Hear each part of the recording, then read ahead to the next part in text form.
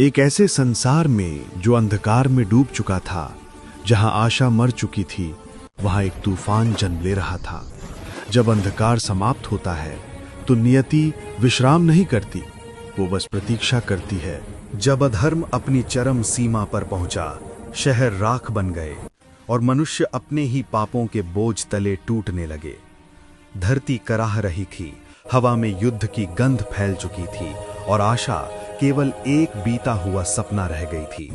लेकिन समय अपना उत्तर हमेशा छिपा कर रखता है। एक ऐसी शक्ति जो जन्म नहीं लेती, जिसे बुलाया जाता है। वो शक्ति शंभला में खड़ी थी, एक साधारण देह में असाधारण प्रकाश। आकाश ने संकेत दिया, बादल फटे, दिव्यता ने पृथ्वी को छू लिया। कल्कि के हर कदम में धैर्य था, लेकिन भीतर युगांत की ज्वाला जल रही थी। धरती ने पहली बार महसूस किया कि किसी के कदम से ऊर्जा भी जन्म ले सकती है। एक तलवार जो युगों से मौन थी, प्रतीक्षा में थी अपने सच्चे स्वामी की।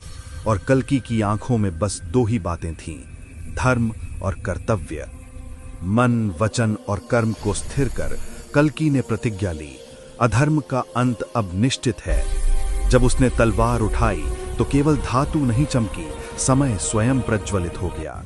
वो चट्टान पर खड़ा था, नीचे बिखरी सभ्यता को देखते हुए। आज उसके इतिहास का अंतिम अध्याय लिखा जाना था। तभी आकाश फटा और देवदत्त उतरा, स्वर्ग का वो दैवी अश्व जो केवल युगांत में प्रकट होता है। एक ही छलांग में कल्कि देवदत्त पर आरूढ़ हुआ। अब वापसी का कोई मार्ग नहीं था। अधर्म की सेना अंधकार से निकली, हजारों दानव जिनकी आंखों में केवल विनाश की भूख थी। पर धर्म कभी पीछे नहीं हटता। देवदत्त पर सवार कल्कि अंधकार को चीरते हुए आगे बढ़ा। आकाश में छलांग लगाकर उसने वो वार किया जो मनुष्य का नहीं, एक अवतार का था। और तब अधर्म का स्रोत प्रकट हुआ, काली, इतना विशाल कि भय भी छोटा लगे। कल्कि ने अंतिम वार किया सुदर्शन की ज्वाला के साथ, और वही वार युगांत बन गया। अंधकार गिरा और उजाला फिर जन्मा, क्योंकि अवतार का उद्देश्य युद्ध नहीं, सत्य की पुनर्स्थापना होता है।